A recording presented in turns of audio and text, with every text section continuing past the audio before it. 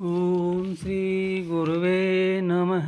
आनन्दमानन्दकर प्रसन्नं ज्ञानस्वरूपं निजबोधयुक्तं योगीन्द्रमीशं भवरोगवैद्यं श्रीमद्गुरुं नित्यमहं नमामि। ओम शांति शांति शांति। श्वेताश्वतर उपनिषद, जिसकी व्याख्या स्वामी अखंडानंद सरस्वती जी की है। दूसरा प्रवचन चल रहा है जिसमें संबंध की बात हो रही है ग्रंथ के। चित सदानंद तुतीय ब्रह्म स्वरूपोप्यात्मा। यह आत्मा कैसा है? तो बोले चित है। चित माने जो प्रकाशित रहे और प्रकाशक होवे, उसका नाम चित। चेतति प्रकाशते इति चित।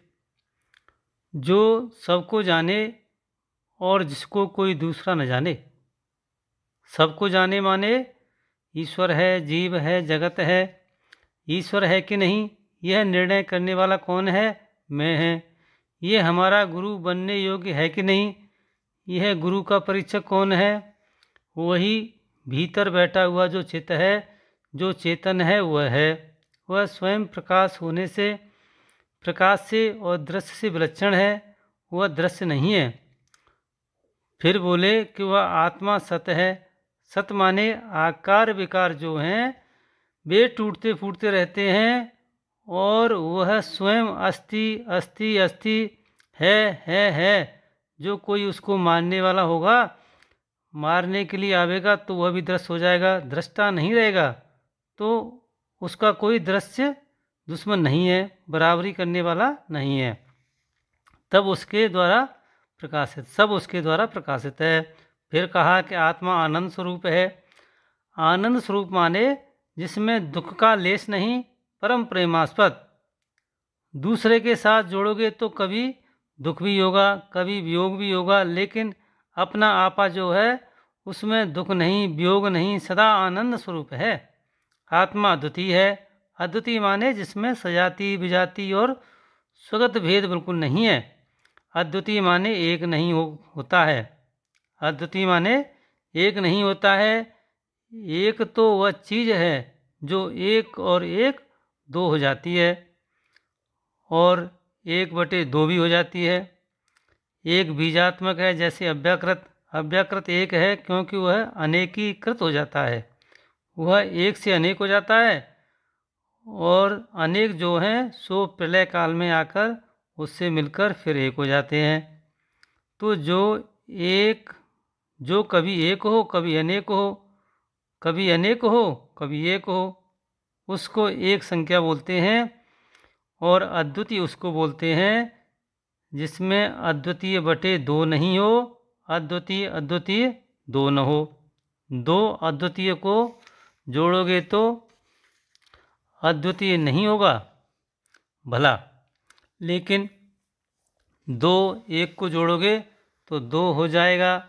तो एक होती है गिनती, एक होती है संख्या, और संख्या जो होती है वह गुण है। किसी द्रव्य में 1 2 3 4 होता है, परंतु द्रव्यातीत स्वयं प्रकाश वस्तु है, वह 1 2 3 नहीं होती, अद्वितीय होती है।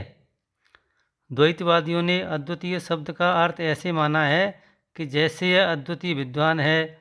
इसका अर्थ क्या हुआ कि दूसरा विद्वान नहीं है। नहीं, विद्वान तो बहुत हैं, पर यह सारे विद्वानों से बड़ा है।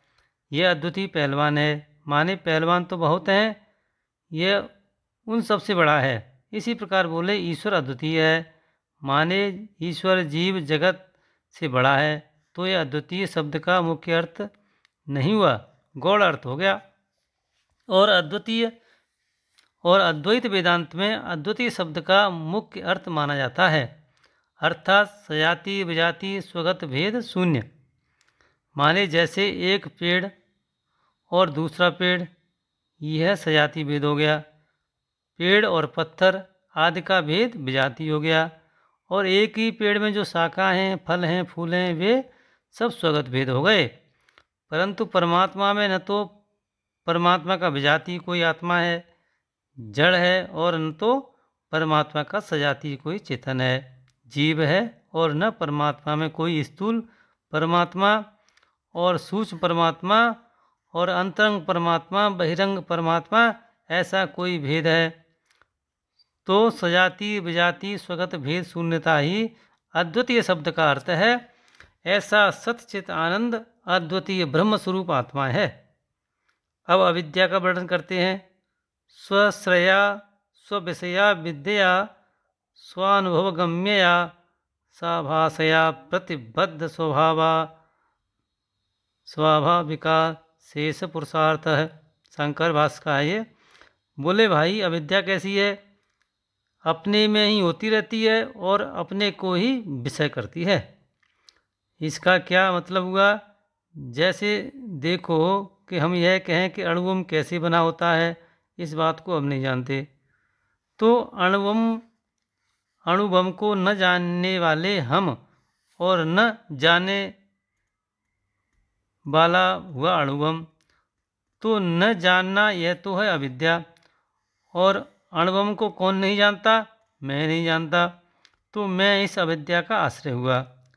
अब किसको मैं नहीं जानता? तो बोले मैं अणुबम को नहीं जानता। तो इस अविद्या का विषय हो गया अणुबम। अब इसको दृष्टांत में घटाओ। मैं आत्मा को अपने आप को नहीं जानता। यहाँ नहीं जानना तो अविद्या है